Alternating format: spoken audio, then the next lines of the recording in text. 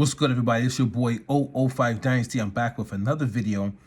And let me tell you why the MPC Live Mark 1 was the best purchase for me at this time in my life, right? When it comes to musical gear, I saw a machine on the advertisement online that was the MPC Live Mark 1. To me, it revolutionized the way the MPC looked and the way the MPC moved.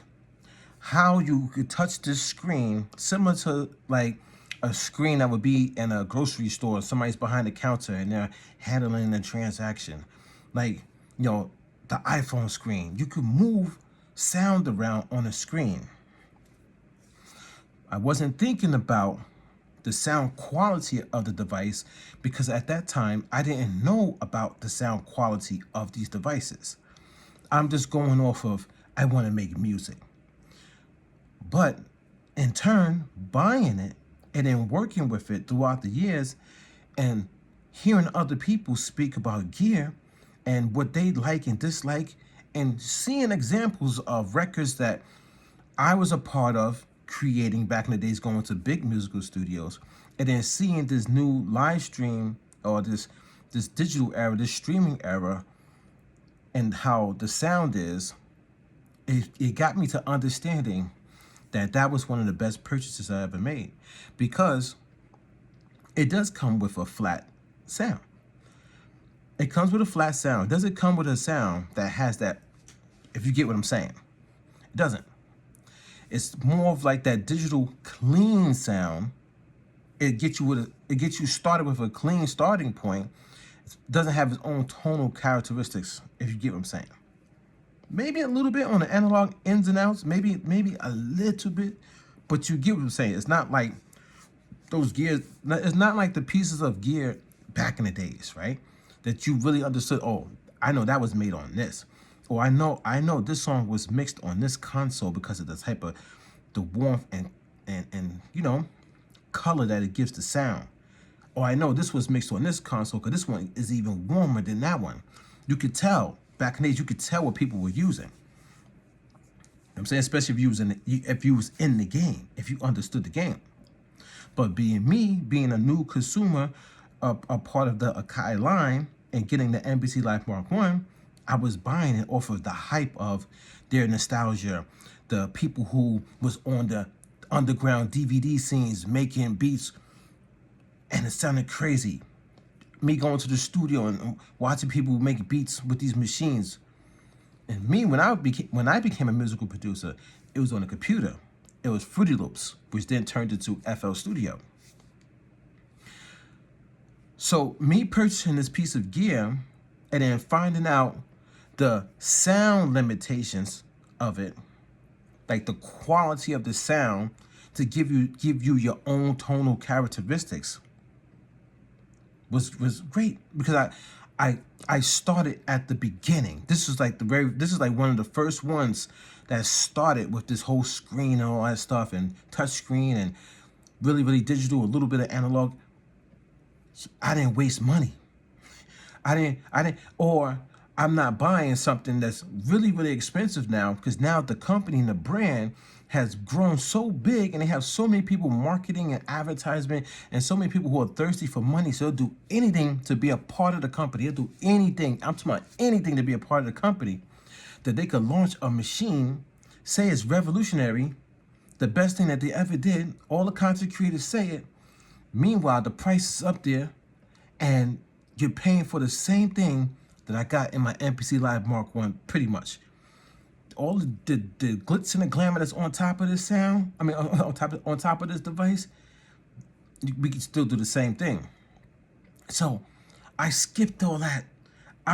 What I paid for this was like $1,200, $1,200. I'm not paying like close to $3,000 for a sampler. I'm not paying close to $3,000 for a sampler, guys, that they're trying to put off. Like, you could take this anywhere, you could do all these drumming, and you could put on shows and theatrical and all this stuff. So what about the guy or the two people that blew up on YouTube that you guys see them in the commercials for Akai that do the finger drumming, and they started doing the finger drumming on an MPC Live Mark 1? They're doing all this stuff, all spectacular with the pads. Everybody, it's a miracle. How are you doing that? Now, all of a sudden, now you need this new machine in order to do the same thing that they was doing years before. Make it make sense. They're always trying to figure out a way to capitalize off of you guys and girls. They always trying to find their way to capitalize, and you don't see it. But I digress. So now we got these machines. I skipped all that. I still got my same MPC Live Mark 1. Now, the cool thing about it is, now I understand. This is a digital sampler with minimum analog converters going in and minimum analog converters going out, which means it doesn't really change the sound for tonal, color, and characteristics, transistors and diodes and things of that nature that really make that sound, right? It just has high fidelity conversion, which makes the sound come out good out of your speakers. You know what I'm saying? Makes it sound good. When it comes out, it's got to sound good. It sounds good, but it's not enhancing the overall aspect of the very first instance of your sound. That's why it's very vital that the first thing that you do is worry about your sound source. Where are you getting your sound from? Are you getting your sound coming from a legit sound engine that has the actual tones? The tones, guys, not a preset. The tones that are in sound engines that are developed to that basically replicate real world instruments. That's what you need. Started from scratch, original, not even sampling. When you're sampling, you're taking a digital file and trying to add on top of it. That's kind of simple. That's kind of similar to what the companies are doing. If you think about it, they're taking an already made product that they got and they're adding on top of it. Think about what I'm saying, guys. They're not starting from scratch every single time. They're not starting brand new with these machines. They're already taking an already made product and then stacking on top of it, making it bulkier, bigger, turn into a spaceship, for God's sakes, the groove box. You got aliens on this thing grooving. You know what I'm saying? You know what I'm saying? You got aliens inside the MPC XL on that spaceship and they grooving. They're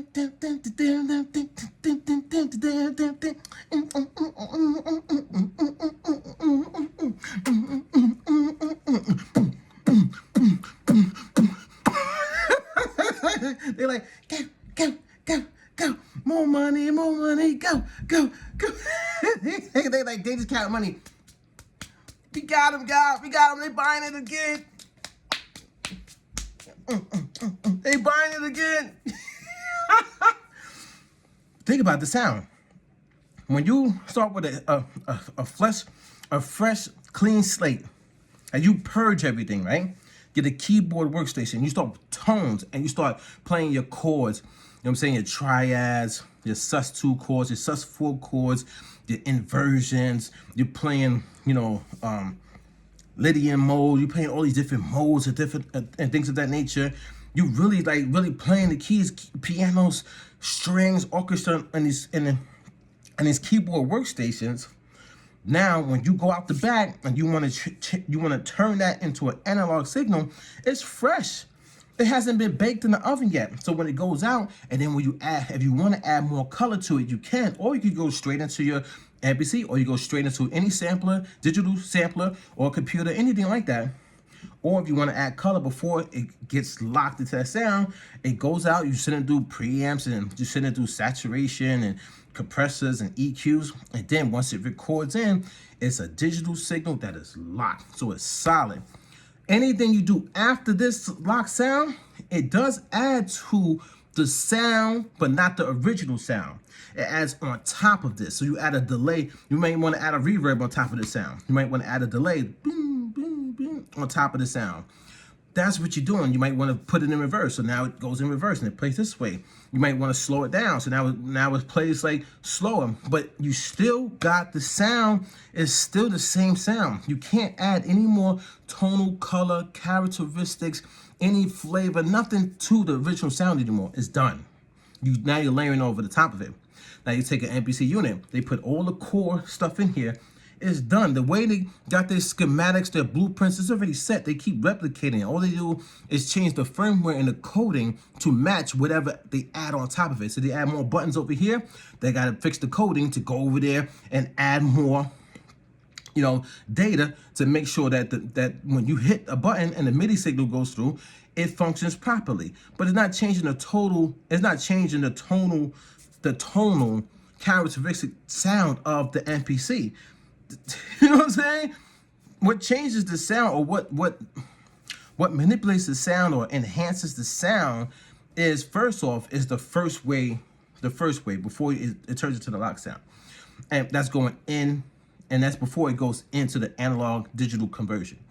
Then the other way it helps the sound is by going digital to analog conversion, going out the back of the MPC, which now you can add with your outboard gear, external gear, you can add stuff on top of it, right? We get this, right?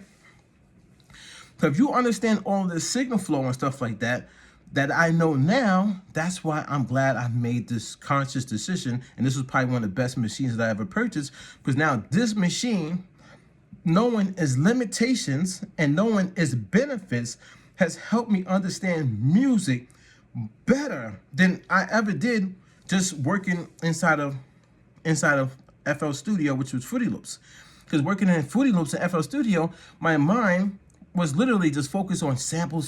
Oh, sometimes I'll try to make original, but now I go back to sample. And then sometimes I try to make original, but I'm just worrying about making a beat, but I'm not even worrying about how does it really sound, the steps, where am I getting my sound from first. I'm always sampling, so I'm always sampling a digital sound.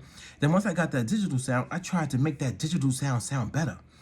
I'm trying to make this sound better, but I'm actually just layering over the top of it, but I'm not really enhancing the first sound. It's almost like what you got to think about, guys, is some things you can't take back. Once it's locked, you can't take it back. That's like you make a loaf of bread, right? A loaf of bread, right? A loaf of bread, and you got eggs, you got flour, you got salt, you got water, and you doing all this stuff, and then, you put all these ingredients together to make this bread, and then maybe you might put some cinnamon in it, whatever, right? And then you put it in the oven, and what happens? It rises up and it bakes, and it comes into its complete form. That's solid. It's locked.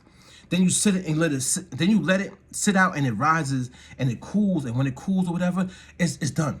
You cannot reverse that. You can't somehow re-engineer the bread to break back down into the egg or into whatever was in your bread, to the water. That water is long gone, dehydrated, evaporated. It's gone. The salt, everything is blended together. So you can't reverse that. So when you make your sound, guys, when you play, when you start with the tones, which basically in the keyboard workstation is 100% a replica of a real world instrument. And if you want to take it a step further, just go get an instrument. If you want a piano, go get a real piano and record that piano with the microphones.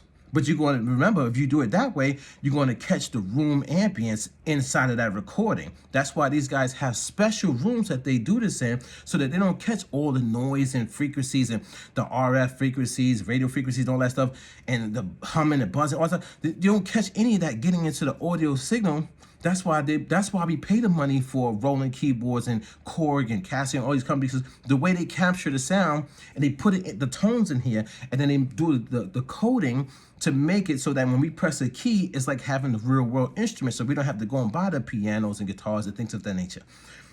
And then also what's separated from the tone is the reverbs and chorusing, multi-chorusing, delays, flangers. That's separated from the tone, so that you have the option to enhance that tone with all these different special effects and tools. Do we get this now, guys?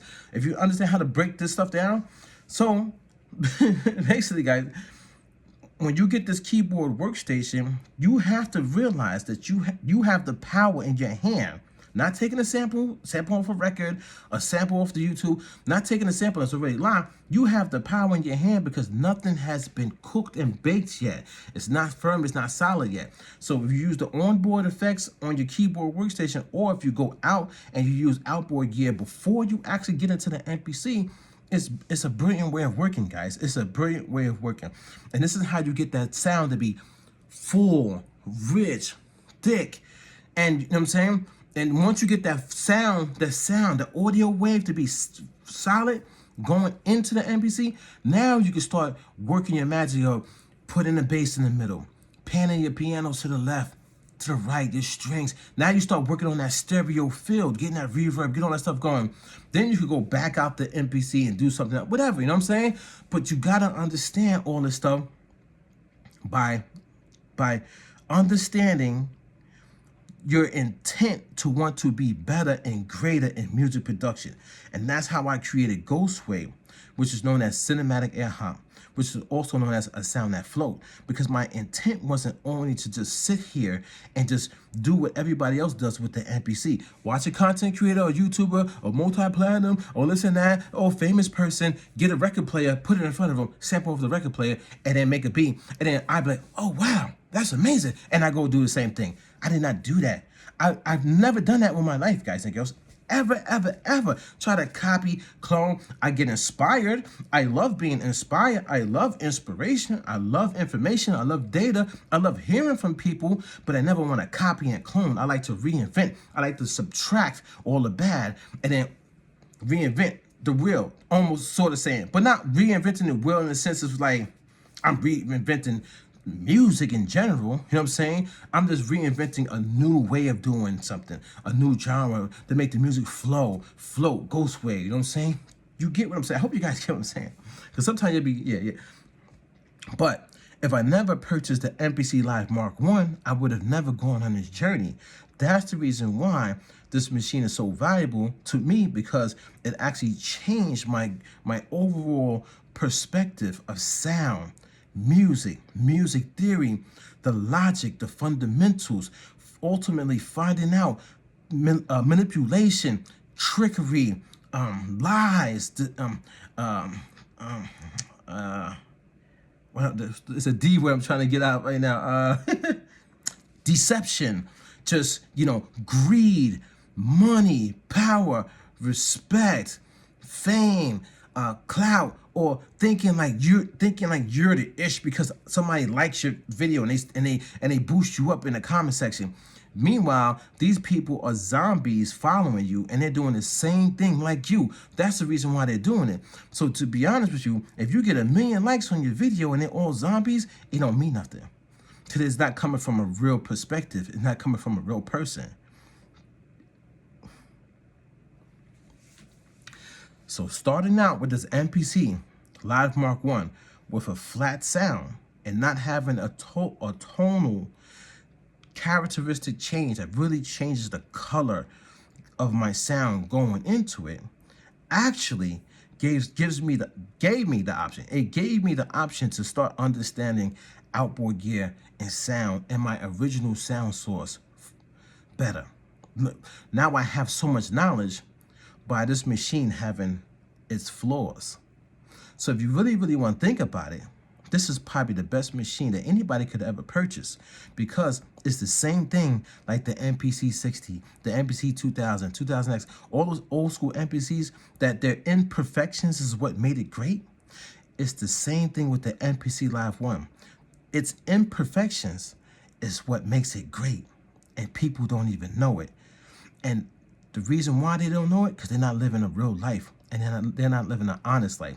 If they was living a real life and an honest life and not a marketing and promotional life trying to get views for monetization money on YouTube, they would have come to this realization also.